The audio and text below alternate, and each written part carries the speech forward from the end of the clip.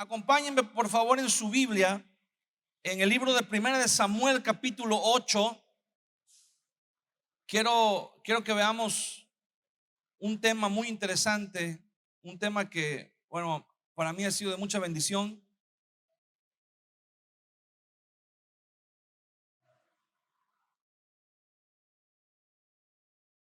Y siempre que tengo oportunidad, lo comparto. Pero ya tenía mucho rato que no lo compartíamos aquí, así que bueno, vamos a hacerlo.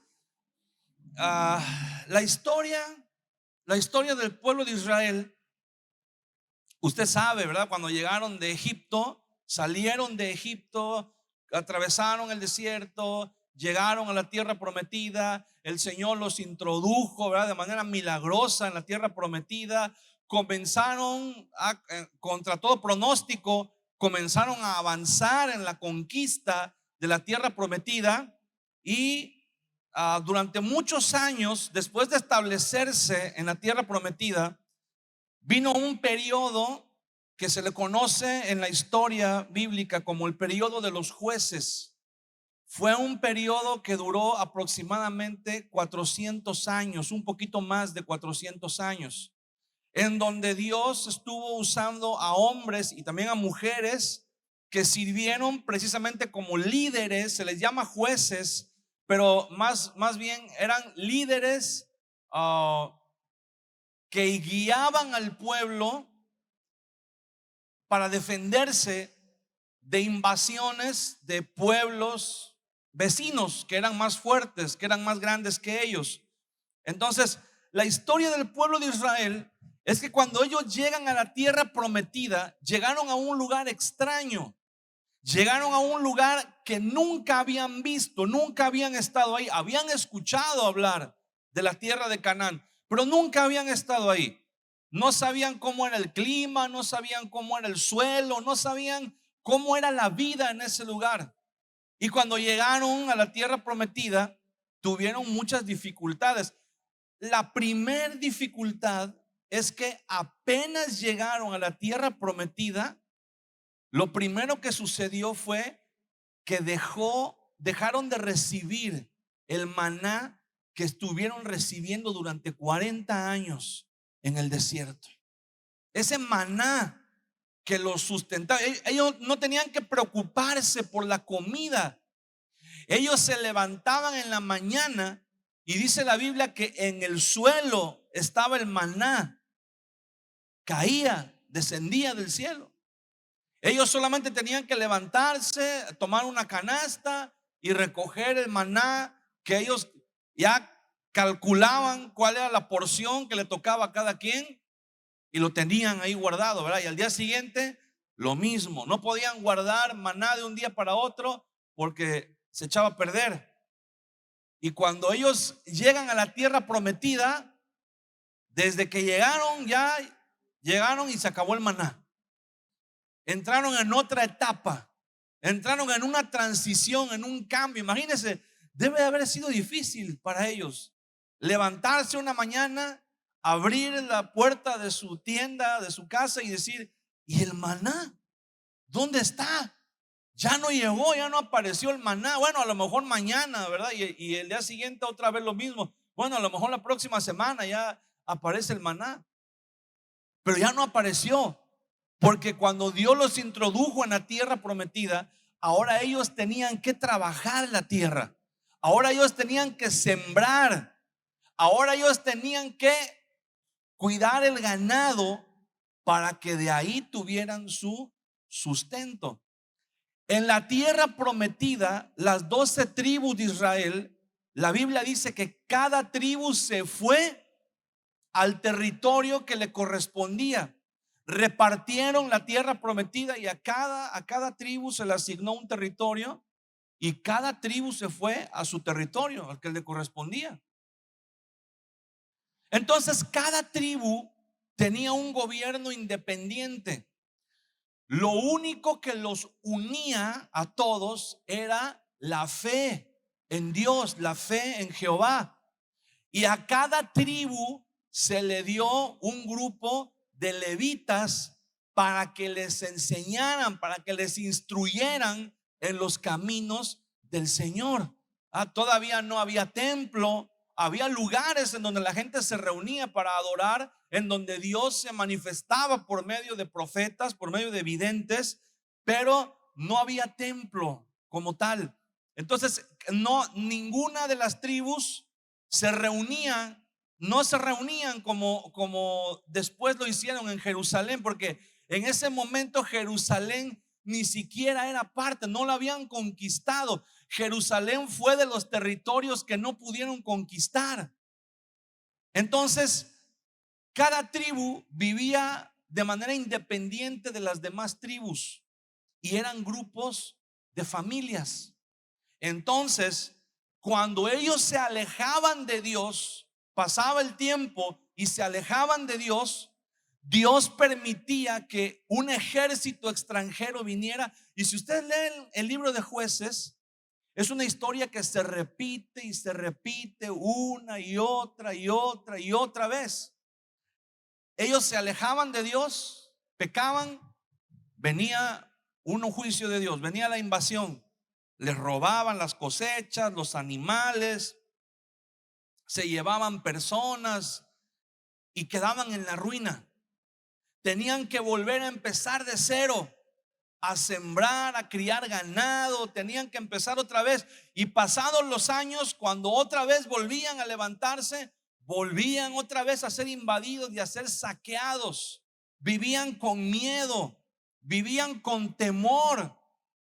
Los enemigos estaban ahí entre ellos. Entonces, ellos clamaban a Dios.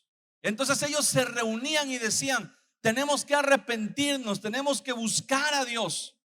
Y comenzaban a orar, venía un quebrantamiento, venía un avivamiento espiritual. Y entonces Dios les mandaba un juez. Dios levantaba un juez de esa tribu, de esa familia. Escuche bien, ningún juez gobernó a todo Israel.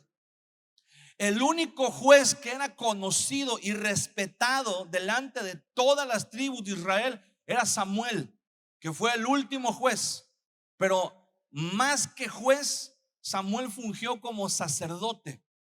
Pero escuche bien esto: todas las tribus, cuando usted escucha hablar de personajes como Sansón, como Gedeón, como Jefté, como Débora, que fueron jueces de Israel, cada uno fue juez en su tribu, en su respectiva tribu, y lucharon contra enemigos diferentes. No todos luchaban contra los mismos enemigos. Unos luchaban contra los madianitas. Por ejemplo, Débora les tocó pelear contra los madianitas. A Gedeón también peleó contra los madianitas. Sansón peleó contra los filisteos. Y así peleaban contra los edomitas, contra los moabitas. Peleaban con todos los reinos, con todos los países que había alrededor. Repito, ningún juez guió a toda la nación, porque no había nación. Eran estados independientes. Y como eran grupos pequeños, cualquier ejército extranjero que viniera los podía vencer fácilmente. Entonces, ellos entendieron cómo era la dinámica. Pecaban, venía el juicio de Dios. Se arrepentían, Dios levantaba un juez, los libraba y tenían paz durante una o dos generaciones. Y después volvía a suceder lo mismo. Volvían a pecar y Dios volvía a permitir que los enemigos vinieran a saquearlos, a conquistarlos. Entonces ellos se reunieron y dijeron: ¿cómo podemos hacer para que, fíjese, cómo podemos hacer para que nos podamos unir todas las tribus, los ejércitos de todas las tribus se unan en un solo ejército, y entonces sea un ejército tan grande que pueda derrotar a nuestros enemigos? Y entonces ellos comienzan a planear la creación de lo que sería algo así como un ejército federal. ¿Ah? La palabra federal significa así, integrado, significa unido. Entonces, ellos dicen, para que Dios nos ayude, para que Dios nos envíe un juez, nos tenemos que arrepentir, tenemos que orar, tenemos que ayunar, nos tenemos que caminar en santidad, tenemos que dar fruto de arrepentimiento, tenemos que caminar derechitos, ¿verdad? Delante de Dios. Y entonces cuando el Señor ve que de verdad estamos arrepentidos, manda un juez, y el juez nos ayuda, nos libra de todos los enemigos. Pero entonces ellos dijeron, entonces, ¿cómo le haremos para que haya alguien que nos defienda sin necesidad? Escuche bien, esto es lo que ellos dijeron, sin necesidad de arrepentirnos. Ellos dijeron, queremos vencer a nuestros enemigos, pero la única manera de vencerlos es que Dios esté con nosotros. Y la única manera de que Dios esté con nosotros es que nosotros vivamos en obediencia a Dios. Bueno, no queremos vivir en obediencia a Dios, pero sí queremos ser librados de nuestros enemigos. ¿Cómo le hacemos? Y entonces ellos dijeron, ¿cómo le hacen las demás naciones? ¿Cómo le hacen los demás pueblos que están unidos y tienen a sus ejércitos grandes? Y ellos dijeron, porque las demás naciones tienen un rey, y ese rey gobierna sobre todo el país, manda a todo el ejército, y por eso es que pueden ganar, por eso es que pueden vencer a los enemigos. Y entonces se juntaron los ancianos de todas las tribus de Israel y vinieron con Samuel, al que reconocían como líder, como sacerdote de toda la nación, y le dijeron, fíjese bien, por alguna razón que no entendemos, Samuel fue un hombre ejemplar delante de Dios. Samuel fue un hombre como pocos, un profeta como pocos en la Biblia. Sin embargo, dice la Biblia que sus hijos hicieron lo malo. Sus hijos se desviaron, se corrompieron, se dejaron llevar por la avaricia. Toda la gente creía, ¿verdad?, que los hijos de Samuel iban a ser igual que él, iguales a él. Y resultó que no, se corrompieron, ¿verdad? Por alguna razón, no sabemos por qué, pero no pudieron, ¿verdad? No pudo trascender esa generación. Y entonces los ancianos usaron eso como pretexto. Fíjese lo que dice Primera de Samuel capítulo 8 versículo 4. Entonces todos los ancianos de Israel se juntaron y vinieron a Ramá para ver a Samuel, y le dijeron: he aquí, tú has envejecido y tus hijos no andan en tus caminos. Por tanto, constitúyenos ahora un rey, que nos juzgue como tienen todas las naciones. Escuche bien esto que dijeron los ancianos de Israel. Dijeron: queremos, mira, tú ya estás viejo y tus hijos no siguieron tu camino. Dijeron, y cuando tú te mueras no va a haber quien gobierne, no va a haber quien ponga orden. Entonces le dijeron: ahora ponnos un rey, danos un rey. Y la Biblia dice que a Samuel no le agradó, a Samuel no le gustó. Samuel sabía que eso no venía de parte de Dios. Y Samuel se negó al principio y les dijo: miren, ustedes no tienen idea de lo que están pidiendo, no saben lo que están pidiendo. Porque no solamente pidieron un rey, o sea, quiero ir despacio para que pueda entender. Lo malo no era que ellos querían un rey. Lo malo fue las palabras que ellos dijeron. Dijeron, por tanto, constitúyenos ahora un rey que nos juzgue. Hasta ahí todo iba bien. Pero terminan diciendo, como tienen todas las naciones. Ellos, cuando Dios los sacó de Egipto, Dios les dio la ley. Dios les dio leyes, mandamientos, y les enseñó una manera de vivir precisamente para que no fueran iguales a las demás naciones. Precisamente el punto era que Dios anhelaba, Dios quería que ellos fueran diferentes al resto de los pueblos, al resto de las naciones. Y cuando ellos vienen delante de Samuel, le dicen, queremos que nos pongas un rey que nos juzgue igual que lo hacen todas las demás naciones. Y la Biblia lo dice claramente, dice en el versículo 6, pero no agradó a Samuel esta palabra que dijeron, danos un rey que nos juzgue. Y Samuel oró a Jehová. Fíjese lo que Dios le contestó a Samuel.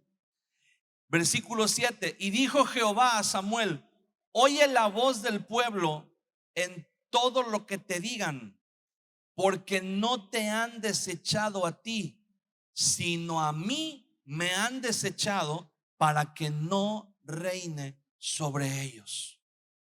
Cuando el pueblo de Israel pidió un rey, lo malo, ¿por qué a Samuel no le agradó? Porque dice que Samuel no estuvo de acuerdo y Dios no estaba de acuerdo. ¿Qué había de malo en que ellos tuvieran un rey? No había nada de malo en que ellos tuvieran un rey. Lo malo es que ellos no querían que Dios fuera ese rey, que Dios reinara sobre ellos. Es bueno tener un rey, pero es mejor si ese rey es el Señor. Amén. Pero ellos dijeron, no, nosotros no queremos ya. Mira, le dijeron, tú ya no nos puedes juzgar, ya estás viejo, ya no tienes la fuerza, ya no tienes la capacidad. Tus hijos están bien piratas, no siguieron tus caminos, ¿verdad? Se corrompieron. Entonces le dijeron, ahora danos un rey para que nos juzgue como tienen todas las demás naciones. Y Samuel estaba escuchando, y a Samuel no le gustó porque él sabía la intención de ellos. Y si Samuel, que era un hombre como ellos, no estuvo de acuerdo, había alguien más que estaba escuchando lo que ellos estaban diciendo, y era el Señor.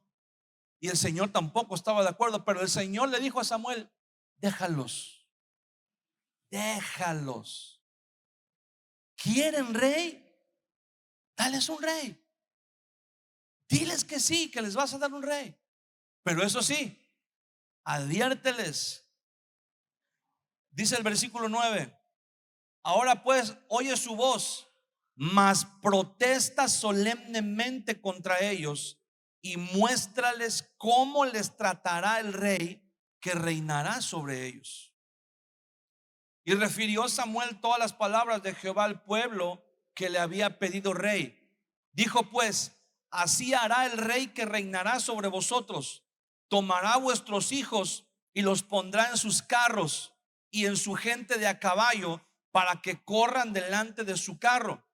Y nombrará para sí jefes de miles y jefes de cincuentenas y los pondrá a sí mismo a que aren sus campos y sieguen sus mieses y a que hagan sus armas de guerra y sus pertrechos y los pertrechos de sus carros. Tomará también a vuestras hijas para que sean perfumadoras, cocineras y amasadoras. Asimismo tomará lo mejor de vuestras tierras, de vuestras viñas, de vuestros olivares, y los dará a sus siervos. Diezmará vuestro grano y vuestras viñas para dar a sus oficiales y a sus siervos. Tomará vuestros siervos y vuestras siervas, vuestros mejores jóvenes y vuestros asnos, y con ellos hará sus obras. Diezmará también vuestros rebaños y seréis sus siervos, y clamaréis aquel día a causa de vuestro rey que os habréis elegido, mas Jehová no os responderá en aquel día. Pero el pueblo no quiso oír la voz de Samuel y dijo: no, sino que habrá rey sobre nosotros, y nosotros seremos también como todas las demás, como todas las naciones, y nuestro rey nos gobernará y saldrá delante de nosotros y hará nuestras guerras. Fíjese bien, lo que ellos querían, ellos dijeron: no importa que el rey haga lo que quiera. Samuel les advirtió y le dijo: si quieren un rey, ok, yo les voy a dar un rey. Pero Samuel les advirtió algo. Les dijo: todo hombre, y eso es una realidad, todo hombre que recibe un poder absoluto sin tener nadie a quien rendirle cuentas, tarde o temprano se va a corromper. Todo hombre que recibe un poder absoluto con el cual literalmente él puede hacer lo que se le dé la gana sin que nadie ni le pida cuentas, ni se le interponga, ni le lleve la contraria, ni le pueda decir que no, hermano, es imposible que un ser humano no se corrompa con ese poder. Todos los seres humanos somos corruptibles. Incluso hay un refrán, ¿verdad? Tal vez usted lo habrá escuchado alguna vez. Hay un refrán que dice: ¿quieres saber quién es el hombre? Dale poder. Cuando le das poder a alguien, sale quién es en realidad. O cuando le das una autoridad a alguien, sale quién es en realidad. Ahí se manifiesta, ¿verdad? Si es una persona amable, si es una persona humilde, o si es una persona soberbia, también ahí se ve. Entonces, el Señor les dice: mire, ok, si quieren rey, les voy a dar un rey, pero el rey tiene poder absoluto. Si al rey le gusta tu parcela, tu campo, te la va a quitar, te la va a expropiar. Si el rey viene de visita y le gusta tu hija, se la va a llevar. Si el rey entra en conflictos o entra en guerra con alguien más y recluta gente para el ejército, se va a llevar a tus hijos jóvenes, adolescentes, se los va a llevar a la guerra y los van a matar. Si al rey le hace falta para su ejército, para sus carros, se va a llevar tus caballos, se va a llevar tus recursos, todo para armar su ejército. El rey va a poder hacer lo que se le dé la gana. Si le gusta tu rebaño, si necesita comida para su ejército, va a venir, se va a llevar tu ganado, se va a llevar tu grano, tu trigo, te va a dejar en la quiebra, y el rey no le va a rendir cuentas a nadie. Nadie le va a poder impedir que haga lo que él quiera. Y el pueblo, ¿saben qué contestó? Dijo: no importa, lo único que queremos es un rey, y aquí lo dicen claramente, como las demás naciones, que pelee nuestras guerras, que gane nuestras guerras, porque nosotros, para poder ganar nuestras guerras, tenemos que obedecerle a Dios. Y eso sí está como que medio difícil, ¿no? Entonces dijeron: no importa el precio que haya que pagar, pero queremos un rey que cuando los enemigos vengan nos defienda. Y hermano, qué terrible, qué tremendas palabras. ¿Y sabe qué? Esa es una actitud que hasta el día de hoy podemos ver reflejados en las vidas de muchas personas que están dispuestos a hacer lo que sea para solucionar sus problemas, menos humillarse delante de Dios. Habemos muchas personas el día de hoy que estamos dispuestos a lo que sea. Personas, hermano, con problemas de cualquier índole, familiar, económico, en el trabajo, en la casa, conflictos, problemas, pleitos. Y a veces estamos dispuestos a todo, hermano, a todo, menos a humillarnos delante de Dios. La palabra del Señor nos enseña, la palabra del Señor nos dice, lo hemos predicado, lo hemos repetido hasta el cansancio, para que haya bendición en tu hogar, para que haya bendición en tu familia, para que haya bendición en tu trabajo. Poner a Dios en primer lugar, obedecer a Dios, tratar en la medida, ¿verdad?, de lo más que podamos de agradar a Dios, renunciar al pecado, ir avanzando poco a poco, ¿verdad? Nadie puede cambiar completamente de la noche a la mañana, ni nadie es perfecto, pero podemos ir avanzando, podemos ir creciendo en la fe, en la gracia, podemos ir madurando espiritualmente, pero decimos, no, se me hace que ese camino es muy largo. Y a veces, hermanos, estamos dispuestos a hacer cualquier cosa para salir de nuestros problemas, aunque eso signifique cambiar un problema por otro solamente. Es lo único que hacemos, cambiamos un problema por otro. Y tenemos que entender,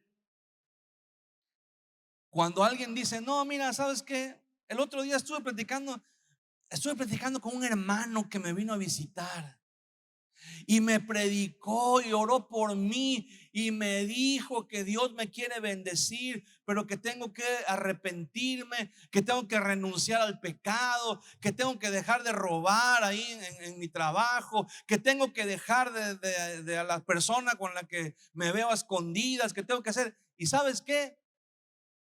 Se me hace que el hermano está exagerando. Hay gente, hermano, que así, cristianos de años, que así dicen, ay, se me hace que el pastor es un exagerado, ¿verdad? Como que es muy religioso, como que quiere que a fuerza todos así. No, dice, el hermano está loco, el pastor está loco. ¿Y sabes qué le dijo Dios a Samuel? Le dijo, no te están desechando a ti como juez, no te están desechando a ti como líder, no te están desechando a ti como pastor, no te están desechando a ti como guía espiritual. El Señor le dice, me están desechando a mí. No quieren que yo reine sobre ellos. Eso es lo que no quieren. Prefieren darle el poder absoluto a un hombre que pelee sus guerras por ellos antes que humillarse delante de Dios. Y entonces Samuel dijo, ok, quieren, vamos a hacer algo. Samuel oró y Samuel le pidió al Señor, le dijo, Señor, mira, esta gente no saben lo que piden, Señor, mira, ten misericordia de ellos, no saben en la que se están metiendo. Y Samuel le dice a Dios, mira, si tú ya decidiste darles un rey, si tú ya decidiste cumplirles su capricho y darles el rey que te están pidiendo, le dice Samuel al Señor, por lo menos dales un buen rey. Por lo menos dales un rey que, si se va a corromper al final, por lo menos que al principio pueda reflejarte a ti. Por lo menos que quede sentada una base de cómo es el gobierno de Dios, cómo es tu gobierno sobre ellos. Y Dios en su misericordia escuchó a Samuel. Samuel intercedió por el pueblo. Y Dios le dijo a Samuel, ok, vamos a ver, yo te prometo, le dice el Señor a Samuel, si yo te prometo que les voy a dar un hombre que no solamente va a ser un hombre apto y capaz, pero le dice, yo voy a derramar mi espíritu sobre él. Si yo voy a poner mi espíritu sobre él para que él gobierne, para que él, y hermano, tenemos en la Biblia un proceso muy largo, ¿verdad? No podríamos leerlo ahorita todo, pero un proceso muy largo donde Dios escoge a Saúl como el primer rey. Y dice que lo tomó, hermano, de la familia más pequeña de la tribu de Benjamín, de la familia más insignificante, de la familia que nadie se hubiera imaginado que de esa familia pudiera salir algo bueno. De ahí Dios tomó al que fue el primer rey de Israel. Y ese primer rey, hermano, aunque la Biblia nos da solamente un breve resumen de su vida, porque Saúl gobernó durante 40 años al pueblo de Israel. Pero la Biblia solamente nos da un pequeño resumen en donde al final de su vida, la vida de Saúl, Saúl se desvió completamente de la voluntad de Dios. Saúl cayó de una manera terrible, de una manera trágica, pero al menos Dios cumplió lo que le había dicho a Samuel. Al principio de su reinado, Saúl reflejó, fue el prototipo de rey que Dios les prometió al pueblo de Israel. Dios le prometió desde Abraham, Dios les había prometido que Él les iba a dar reyes y que uno de esos reyes iba a reinar para siempre delante de Dios. Y entonces, en los primeros años del gobierno de Saúl, Saúl es un prototipo de Jesús, del rey verdadero. Entonces, quiero que me acompañe. Vamos a ver un ejemplo. Ahí mismo en 1 de Samuel, en el capítulo 11, unos capítulos adelante.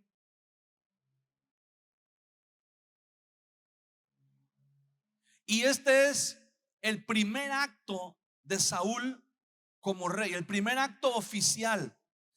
Ya lo habían ungido como rey, ya lo habían nombrado como rey, pero mucha gente todavía no lo aceptaba. Mucha gente no quedó contenta, no quedó satisfecha. Dijeron, ¿cómo que Saúl quedó como rey? Sí queríamos un rey, pero otro rey, hombre, uno que tuviera más capacitado, uno que fuera más, no sé, que fuera más guapo, que fuera, o que fuera y empezaron a reclamar, ¿verdad? Y estaban muy descontentos. Mucho del pueblo no estaba de acuerdo con que Saúl hubiera sido nombrado el rey. Querían un rey, pero dijeron, es que Saúl no llena las expectativas de lo que nosotros queríamos como rey. Y entonces Dios trae este primer conflicto para confirmar a Saúl como rey. Dice 1 Samuel 11:1. Después subió Nahás amonita. Desde Amonita, el pueblo de Amón era uno de los pueblos que invadían a Israel continuamente, y acampó contra Jabes de Galad, una ciudad de Israel. Y todos los de Jabes dijeron a Nahás, haz alianza con nosotros y te serviremos. Esto fue lo que sucedió durante todo el libro de los jueces.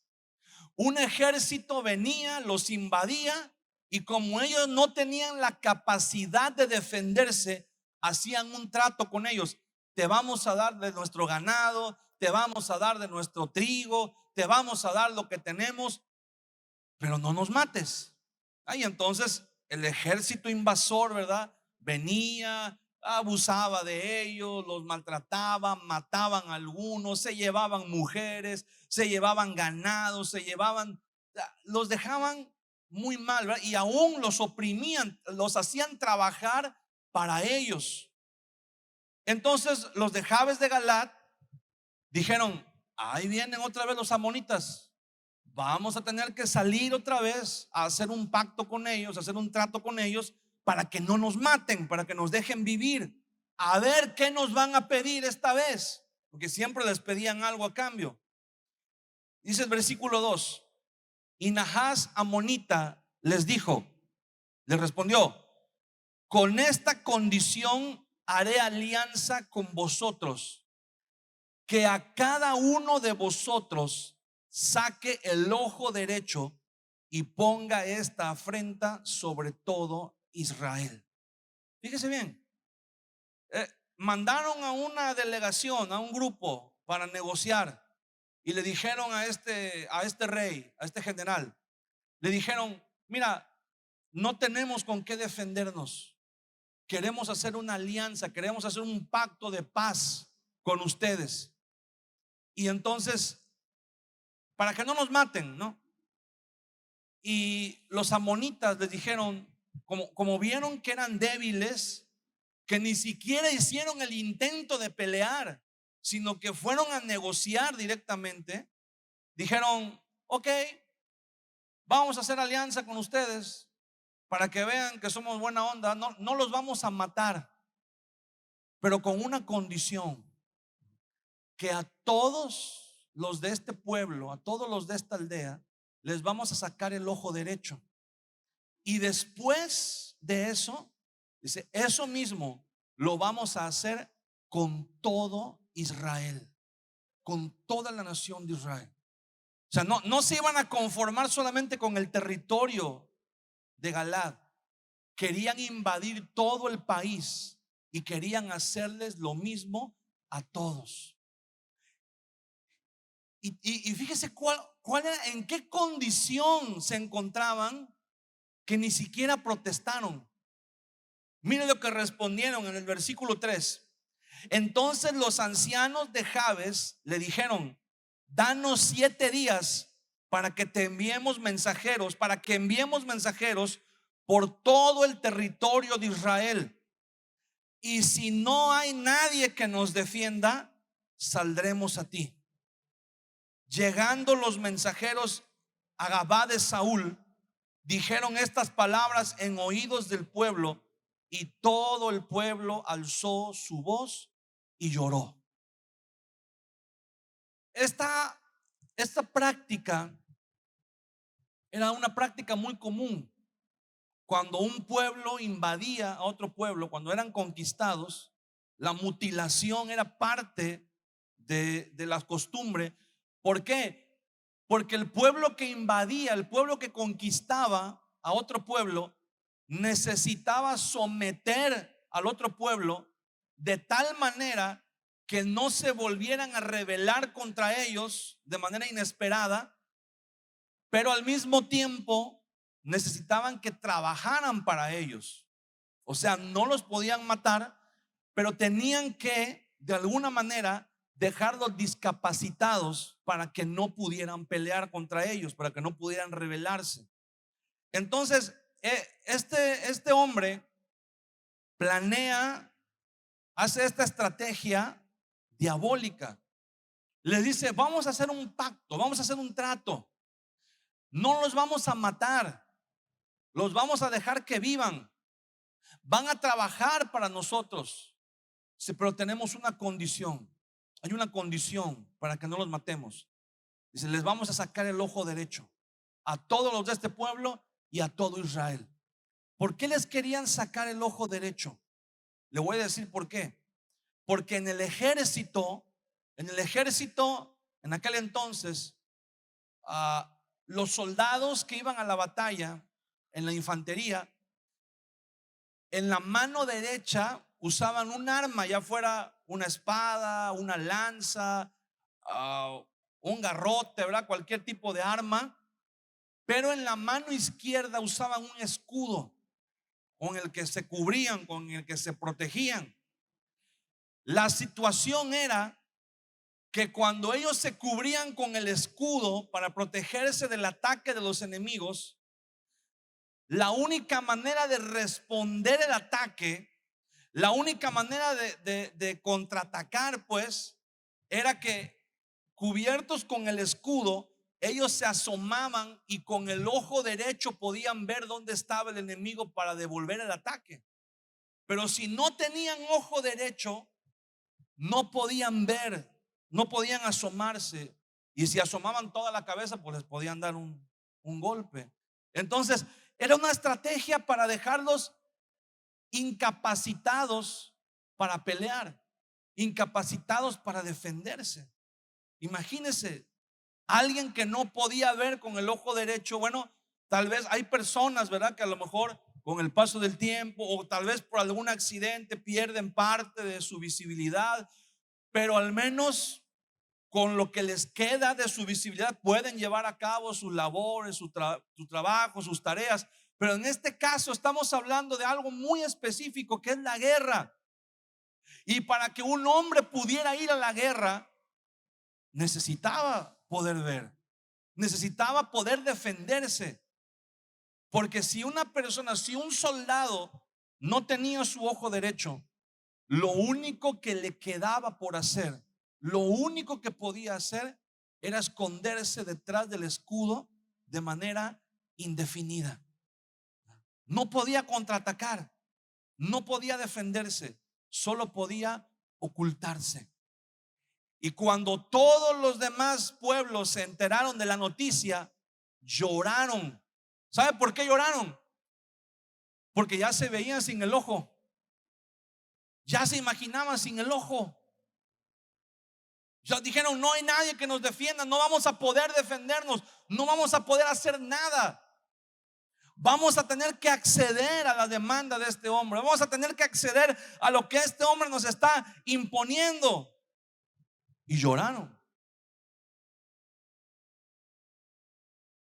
Y dijeron, le pidieron 7 días. Le dijeron: vamos a ver si en 7 días hay alguien. Pero ellos no creían que había alguien que los podía defender, solo querían ganar tiempo. Pero fíjese bien lo que sucedió.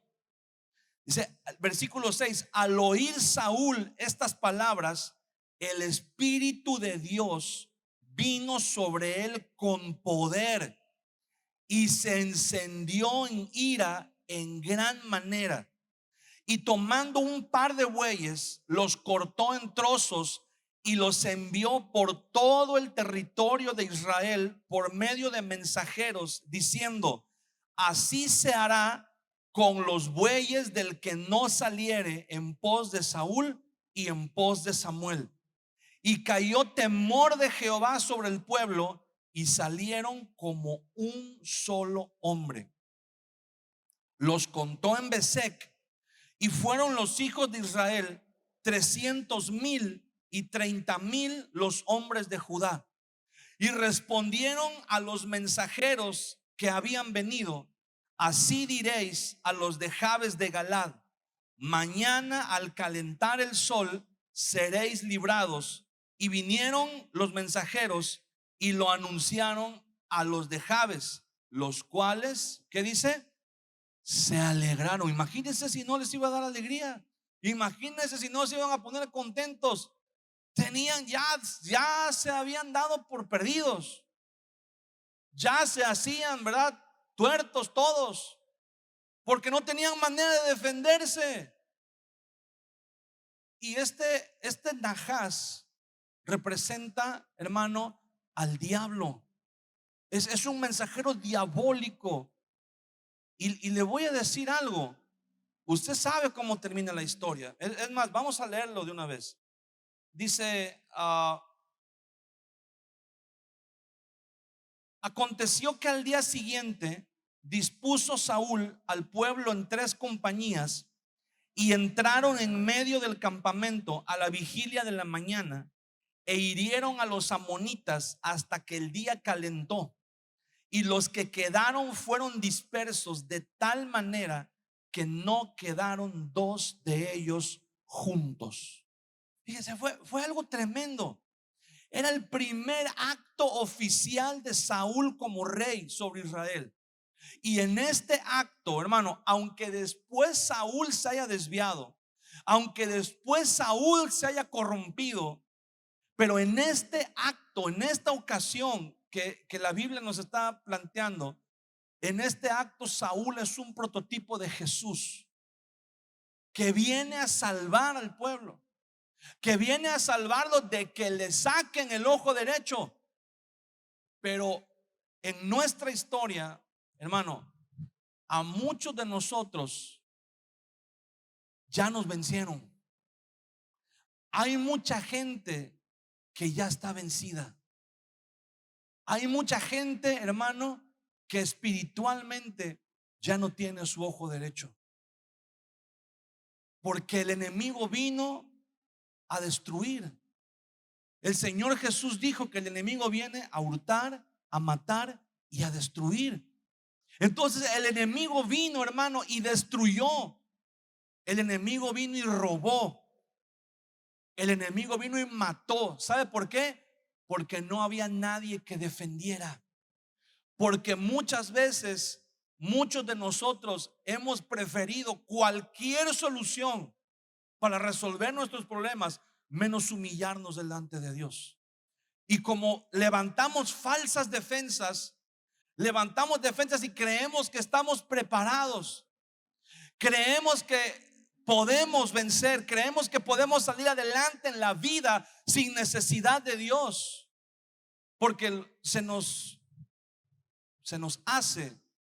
ocurre que los parámetros de santidad de Dios son muy elevados y decimos: no, eso está muy difícil, eso de ser cristiano está muy difícil. No, mira, hay que dejar el vicio, hay que dejar el pecado, hay que vivir pues de una manera decente, honrosa, hay que portarse bien, y hay mucha gente que dice: no, hombre, entonces ¿dónde está lo divertido de la vida? Entonces ¿dónde está, verdad, el disfrutar, y mucha gente dice: no, yo prefiero vivir mi vida, verdad, y no ser como los cristianos esos que nada más se la pasan ahí aburridos, metidos en la iglesia y nada más cantando y orando y leyendo la Biblia. No, no, no, no, no. Yo prefiero divertirme. Y muchas veces la gente, hermano, prefiere divertirse. A la gente le dice: ¿qué prefieres? ¿Prefieres una eternidad en la presencia de Dios? Bueno, busca a Dios aquí en la tierra y vive en obediencia a la palabra de Dios. Pero si tú prefieres una eternidad lejos de la presencia de Dios, pues entonces lo único que tienes que hacer es no hacer nada, seguir haciendo lo mismo que estás haciendo ahorita, ¿verdad? Es más, auméntale un poquito más de tiempo que ves la televisión, las redes sociales, auméntale un poquito más a los vicios, ¿verdad? Auméntale un poquito más al pecado. Y entonces la gente dice: pues yo, mira, fíjate lo que dice la gente: después que uno se muere, ya no sabes qué hay. Lo más probable es que no hay nada. Así que mientras estemos aquí en esta vida, en este mundo, vamos a darle vuelo a la hilacha, vamos a disfrutar, vamos a vivir, porque la vida es corta. ¿Ah? Entonces, la gente vive sobre esa filosofía. Pero ¿qué crees? Que al final siempre va a prevalecer el temor. Siempre va a prevalecer el temor. Quiero decirte algo: yo he estado con personas, ya personas avanzadas de edad, personas de edad ya de muchos años, o personas enfermas que están en estado terminal, pero que son cristianos, que le han entregado su vida al Señor. Y sabes algo sorprendente, ¿sabes cuál es el común denominador en ellos? No tienen miedo. Aunque saben que están a punto de morir, pero no tienen temor. Muchos de ellos dicen: yo ya me quiero ir con el Señor, yo ya quiero que esto se acabe, yo ya me quiero ir con Cristo, yo ya sé que me voy a ir con Él, ya el Señor me lo confirmó, tengo esa paz en mi corazón. Una vez fui a orar por una hermana en el hospital hace ya varios años, una hermana que queríamos mucho, y esta hermana me decía: yo ya quiero irme, yo ya, mira, ya no ores por mí para que yo sane, me decía, ya ora por mí para que el Señor me lleve, yo ya me quiero ir con el Señor. Y yo le decía: hermana, pues eso solamente está en las manos de Dios, no podemos hacer más. Y me dice: pues yo ya estoy lista. Y todos, pues obviamente su familia y todos decían: oren porque que Dios la sane y todo. Y ella decía: no, que Dios me sane ni que nada, yo ya me quiero ir. Y oramos. Me tocó orar, en esa ocasión me tocó orar por esa hermana. Le dije: hermana, ¿usted está lista para irse con el Señor? Sí, yo estoy lista. Y oramos y la entregamos en las manos del Señor. Y al día siguiente partió con Cristo, al día siguiente se fue con el Señor. Y así varios hermanos. Pero yo nunca he estado, hermano, con una persona que esté a punto de morir y que no sea cristiana. Yo nunca he estado y ni me gustaría estar, porque debe ser algo muy fuerte, debe ser algo muy feo, porque una persona que no tiene a Cristo siempre tiene temor de la muerte, porque no sabe qué va a pasar después. No, hay una incertidumbre, hay una inseguridad. Una vez fui a orar por una hermanita, también estaba ya desahuciada, ya a punto de morir, y estaba postrada en cama, una ancianita ya muy grande. Y fuimos a orar y ella me dijo lo mismo. Me dijo: yo ya no quiero que oren para que yo sane, yo quiero que oren para que ya el Señor me lleve, ya me quiero ir con el Señor.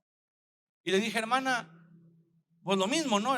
Eso solamente el Señor lo puede decidir, pero nosotros podemos orar. Yo puedo orar y podemos decirle al Señor: Señor, ella ya está lista en el momento que tú quieras llevártela, ¿verdad? Y me acuerdo que oré, hizo la oración de fe otra vez, la pusimos en la mano del Señor, y al final yo oré por ella y le dije, pero entre ratos como que se quedaba dormida y se volvía a despertar, ¿no? En la oración. Y entonces yo me acuerdo que yo estaba orando por ella y yo le decía: Señor, la ponemos en tus manos, ella ya está lista para irse contigo, ella sabe que allá es un lugar donde no va a haber llanto, no va a haber tristeza, no va a haber dolor, y es un lugar. Y entonces ella como que en ese momento se había dormido y se despierta cuando yo estaba orando y estaba diciendo: Señor, y allá ella va a vivir para siempre. Y se despierta y me dice que no, que ya no quiero vivir, que ya me quiero ir con el Señor. Le digo: sí, hermana, o sea, va a vivir para siempre, pero allá. Ah, bueno, así sí, así. Pero una persona que ya está lista para irse con el Señor no tiene temor, tiene paz, ya se quiere ir. Pero hay gente que dice: no, yo prefiero vivir. Pero a la mera hora, hermano, no, es más, no necesitan estar cerca de la muerte para tener miedo. A veces estando sanos, a veces estando jóvenes, buscan porque dicen: me tengo ataques de ansiedad, tengo ataques de pánico, de repente no puedo dormir con la luz apagada porque siento que la mano peluda me está agarrando los pies, ¿verdad? Siento que algo está pasando, ¿sí? Porque hay temor, porque no hay paz en su corazón. ¿Y sabe por qué? Porque han hecho cualquier cosa para resolver sus problemas menos humillarse delante de Dios. Hay gente que dice: no, mira, yo no puedo dormir, yo no puedo estar en paz, a mí no se me quita esta idea, a mí no se me quita este pensamiento. Y hay gente que dice: no, voy a hacer yoga, voy a hacer tai chi, voy a hacer esta cosa. Y digo: hermano, ¿y por qué no ora? ¿Ya intentó orar? Dice: ay, no, es que yo no sé orar, es que yo no puedo. Y a veces tenemos que empezar con lo más, hermano. Orar es hablar con Dios. Mire, venga, vamos a orar, vamos, yo lo voy a acompañar, lo voy a guiar y usted va a orar. Dice: ay, no, es que se me hace que es muy difícil. Mejor veo lo que dicen en la tele. Mejor esto, hermano. Tenemos acceso a la presencia de Dios. Y no es un acceso que se nos dio así nada más, porque a Dios se le ocurrió. Jesús pagó con su vida por ese acceso. Jesús pagó con su vida para que usted y yo tengamos el derecho de venir delante de la presencia de Dios sin ser consumidos por su santidad, presentarnos delante de Él para orar. Y no lo hacemos. No lo hacemos. Hacemos todo lo que está a nuestro alrededor menos orar. Y es lo primero que tenemos que hacer. Y cuando viene un enemigo, cuando viene un problema, cuando se nos presenta una situación difícil, nos damos por vencidos. Sentimos que no hay nadie que nos defienda. Dijeron ellos: vamos a ver, danos 7 días para ver si hay alguien que nos pueda defender. Yo creo que ellos dijeron: pues en esos 7 días a ver cuánto dinero juntamos y lo ofrecemos para ver qué. Y hermano, hay gente que prefiere pagar miles y miles de pesos en supuestas soluciones para sus problemas. Y la mejor solución es gratis y está a nuestro alcance. Usted no tiene que ir a orar a Jerusalén. Usted no tiene que ir y hacer una peregrinación. Usted no tiene que ir a ahí donde usted esté, ahí el Señor le escucha. Tenemos ese privilegio que donde el Señor, donde nosotros estemos, ahí clamamos al Señor, ahí el Señor nos escucha. ¿Sabe quién se sorprendió cuando descubrió esto? Jonás. Jonás dijo en su oración: clamé a ti estando en las entrañas de la tierra, estando en lo profundo de la tierra. Y dice Jonás: y tú, Señor, escuchaste mi oración. Si Jonás, que se lo tragó el pez y se lo llevó a los abismos del océano, a lo más profundo del océano se lo llevó, y dice Jonás: desde ahí me escuchó el Señor. ¿Y tú crees que Dios no te va a escuchar desde el lugar donde estás, desde el lugar donde oras? Por supuesto que el Señor nos escucha, pero a veces no estamos dispuestos, porque sabemos que para que el Señor nos escuche necesitamos vivir en obediencia a Dios, renunciar, estar dispuestos a renunciar al pecado. Y decimos: no, mi pecado, ¿cómo crees que voy a renunciar a él? ¿Verdad? Tanto trabajo que me ha costado. No. Pero Saúl, perdón, llegó y fue en ese momento la figura, el prototipo de Jesús, del rey que salva. Dice la Biblia que llegó y lo salvó, destruyó al enemigo, lo deshizo de tal manera que dice que los que sobrevivieron fueron dispersados de tal manera que no quedaron dos juntos, no se pudieron reagrupar. Tuvieron tanto miedo, imagínense, vieron a un ejército inmensamente grande como nunca lo habían visto. Dijeron: ¿de dónde sacó Israel un ejército así de grande? Si nunca han tenido más que pequeños grupos ahí de defensa y que nunca han servido para nada. Pero ahora tienen un ejército de 330,000 hombres que vinieron y los hicieron pedazos en una mañana, en un ratito. Y se corrió el rumor en todas las naciones: Israel tiene un rey que los defiende. Y a partir de ese momento, hermano, comenzó, dice la Biblia, a haber temor. Comenzó a haber respeto hacia Israel. Los enemigos ya no tan fácilmente le hacían frente. Ningún enemigo más que los filisteos, que eran el enemigo más fuerte, volvieron a invadir a Israel. Solamente los filisteos quedaron de todos los enemigos de Israel. Y el siguiente rey, que fue David, acabó con ellos por completo. Después de David ya no se vuelve a mencionar a los filisteos nunca más en la Biblia. Se terminó, porque llegó un rey que los defendió. Pero ¿sabe qué, hermano? Muchos de nosotros necesitamos pedir ayuda. Póngase de pie, por favor, un momento conmigo.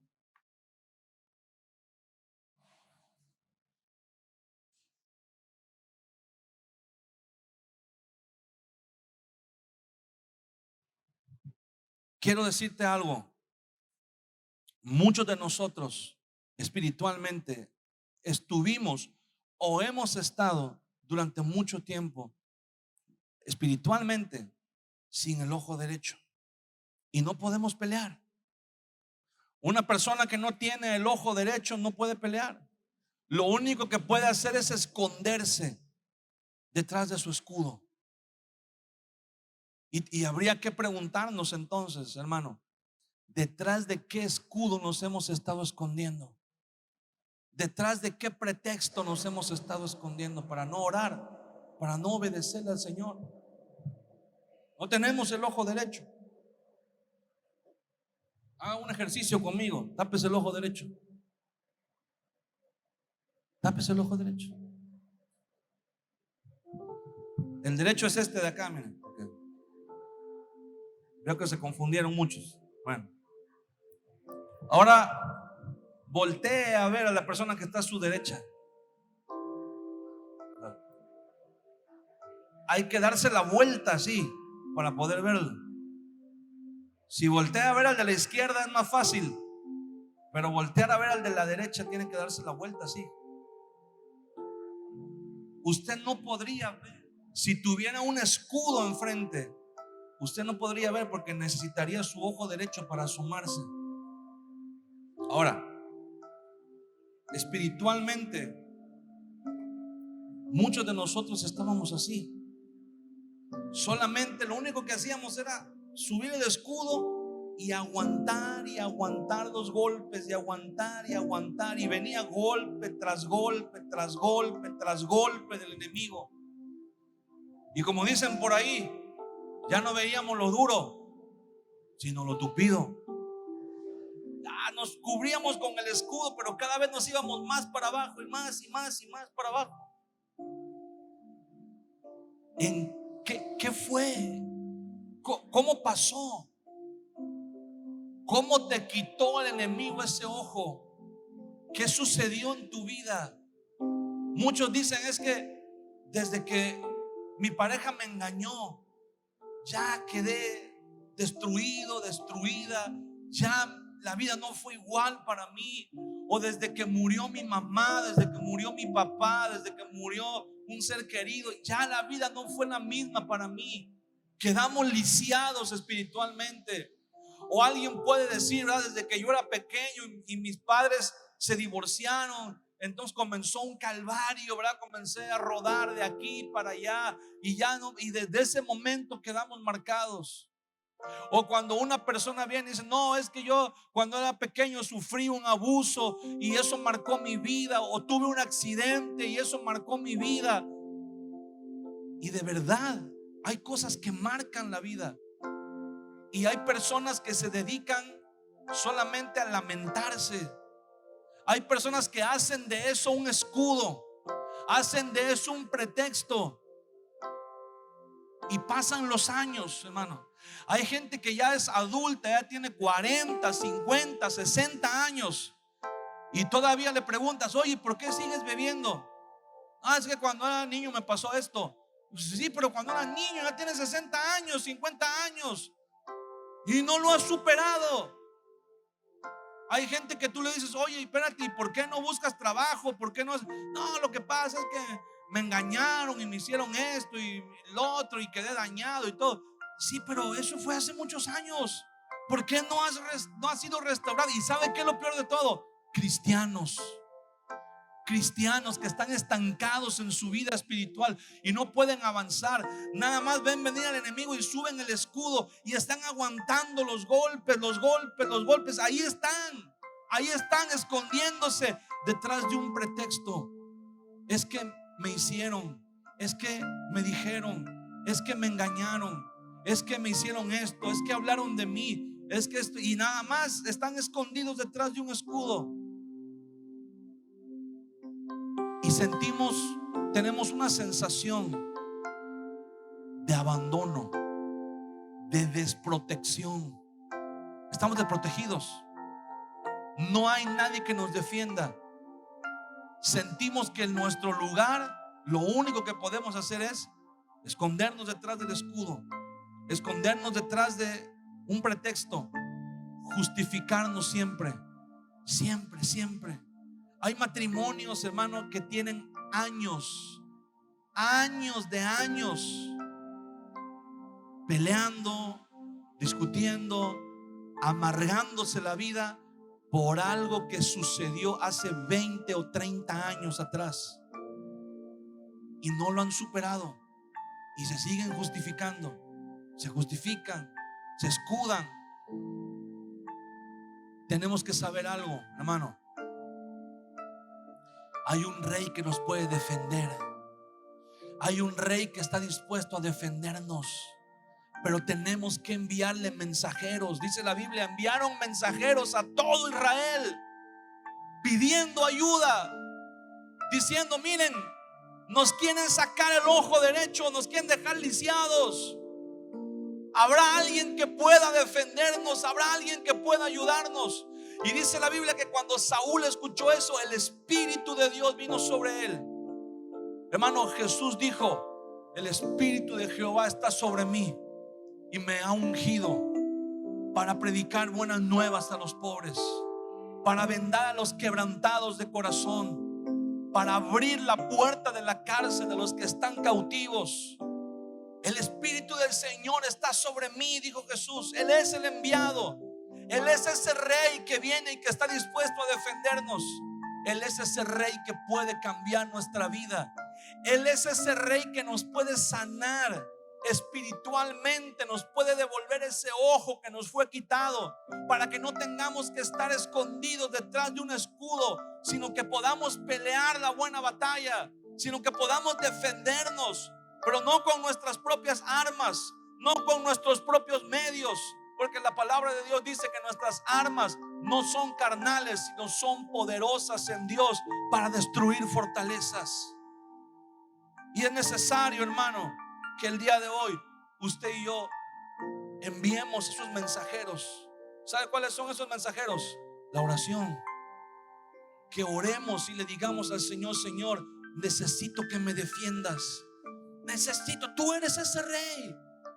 Tú eres ese rey que no hay nadie más que pueda defenderme más que tú.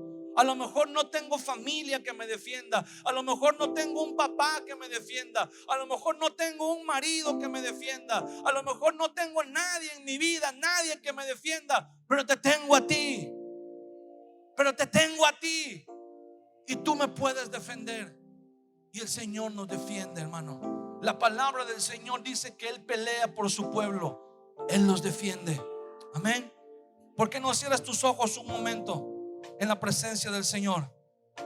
Cierra tus ojos un momento y levanta tus manos y dile: Señor, ya estoy cansado de esconderme. Ya estoy cansado de intentar justificar por qué soy así. Ya estoy cansado de justificar por qué me comporto de esta manera, sabiendo que estoy viviendo en un proceso de autodestrucción, sabiendo que estoy viviendo en un proceso, Señor, en el cual nunca voy a avanzar. Al contrario, voy a ir retrocediendo, porque estoy escondido detrás de un escudo, soportando golpe tras golpe, soportando tribulación sobre tribulación, soportando, Señor, tragedia tras tragedia.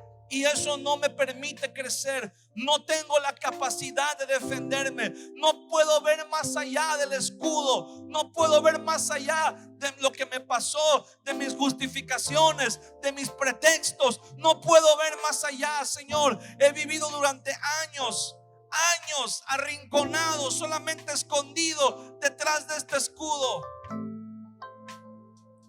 Pero el día de hoy quiero pedirte, Señor, que me defiendas. Hoy quiero pedirte, ya no quiero esconderme detrás de mis pretextos. Hoy ya no quiero esconderme detrás, Señor, de mis razones. Hoy ya no quiero esconderme, Señor. Hoy ya no quiero justificarme delante de ti. Hoy ya no quiero decir: es que yo soy así por esto, o yo soy así por culpa de fulano, de sultano que me hizo esto o lo otro. Hoy ya no quiero decir: Señor, es que yo vivo así y es que yo peco de esta manera, porque entiéndeme, no es culpa mía, es porque me hicieron esto. No, ya no quiero vivir así, Señor. Hoy quiero soltar ese escudo. Hoy quiero tirar ese pretexto. Hoy quiero tirar esa justificación que he estado usando durante mucho tiempo. Y hoy quiero decirte: Señor, perdóname. Perdóname porque no he clamado a ti. Perdóname porque no te he reconocido como ese rey que es capaz de defenderme, que es capaz de entrar en el campo de batalla y deshacer a mis enemigos, Señor. Perdóname porque no he tenido fe. Perdóname porque he puesto mi confianza, Señor, en otras personas, porque he puesto mi confianza en otras cosas que no tienen nada que ver contigo. Dile: Señor, perdóname. Y necesito que me defiendas. Necesito que pelees por mí, Señor. Necesito que vengas como ese rey que viene a defender a sus hijos, como ese rey que viene a defender a su pueblo, Señor. necesito que vengas, Señor, y deshagas a mis enemigos. Necesito, Señor, que vengas y destruyas a aquellos que me están oprimiendo, a aquellos que me están, Señor mi Dios, extorsionando, a aquellos que me están explotando, a aquellos que están, Señor, necesito que destruyas el temor, necesito que destruyas la ansiedad, necesito que destruyas la amargura, necesito que destruyas, Señor mi Dios, mi falta de fe, mi falta de madurez, los vicios que he estado acarreando por tanto tiempo, Señor. Necesito que los destruyas, Señor.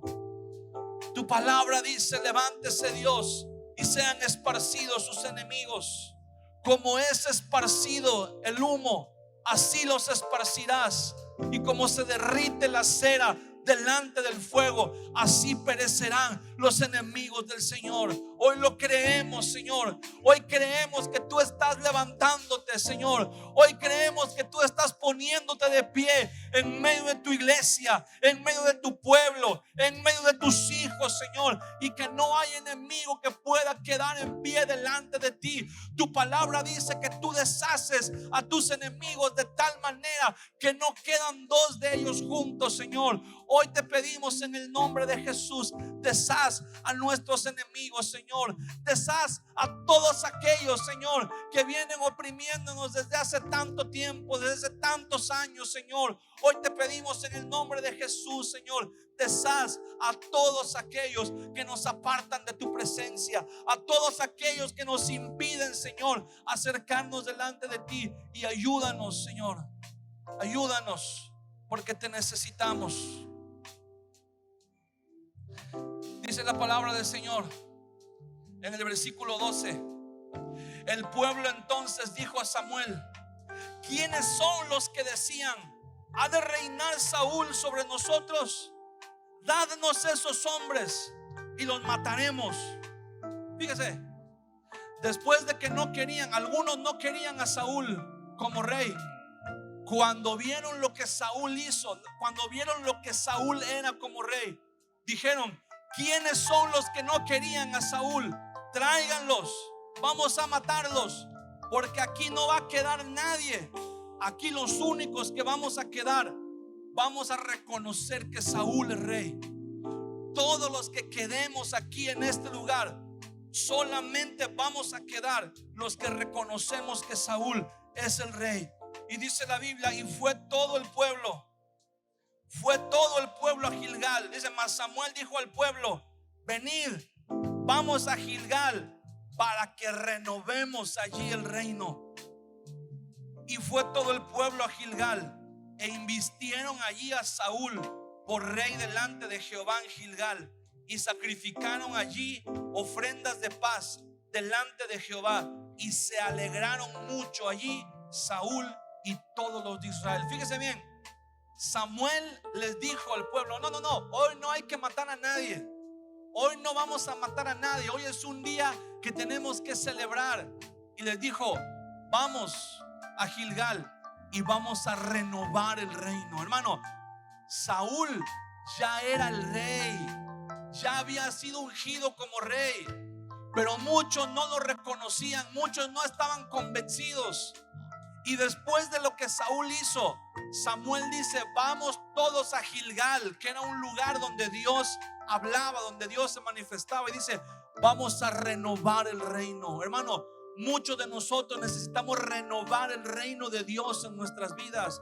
Muchos de nosotros ya confesamos a Jesús como rey hace mucho tiempo, hace muchos años, pero con el paso del tiempo perdimos la convicción, perdimos el reconocer a Jesús como rey sobre todas las áreas de nuestras vidas. Y muchos de nosotros necesitamos renovar el reino de Dios, renovar a Jesús. Ya Jesús es el rey, ya lo reconociste como rey. Ahora dice, Saúl ya era el rey, pero dice ahora: invistieron allí a Saúl por rey delante de Jehová. O sea, lo reconocieron, lo reafirmaron el reino, reafirmaron a Saúl como rey y se alegraron mucho. Hermano, necesitamos reafirmar el reino de Jesús en nuestra vida. Necesitamos venir. ¿Por qué no cierras tus ojos un momento y levantas tus manos y le dices al Señor Jesús: Señor, hoy yo quiero reafirmar tu reino en mi vida. En algún momento en mi vida dejé de reconocerte como rey. En algún momento en mi vida comencé a dudar, Señor, de ti como rey. En algún momento, por alguna razón tonta, comencé a preguntarme si eras capaz como rey de librarme, si eras capaz como rey de reinar en mi vida en ciertas áreas que yo creí que no tenían nada que ver contigo. Pero hoy reconozco que todo tiene que ver contigo. Hoy reconozco que todo, absolutamente todo, no hay un solo rincón en mi vida que no deba quedar bajo tu gobierno, que no deba quedar bajo tu reinado, Señor. Hay áreas de mi vida que yo no había sometido a tu reinado. Hay áreas de mi vida donde yo no te había reconocido como rey. Te había reconocido como rey en algunas áreas, pero en otras no. Dile: Señor, hoy quiero renovar, hoy quiero reafirmar tu reino sobre mi vida. Hoy quiero reconocerte como rey sobre toda mi vida. Que no quede un solo rincón de mi ser en donde tú no reines, en donde tú no seas el rey, Señor Jesús. Levanta tus manos un momento en la presencia del Señor y dile: Señor, aquí estoy, aquí está mi vida. Te entrego todo mi ser, te entrego todo lo que soy. Hoy quiero que tú reines, hoy quiero que tú gobiernes, Señor, mi vida. Hoy quiero que seas tú quien me defienda. Ya no quiero seguir escondiéndome detrás de ese escudo.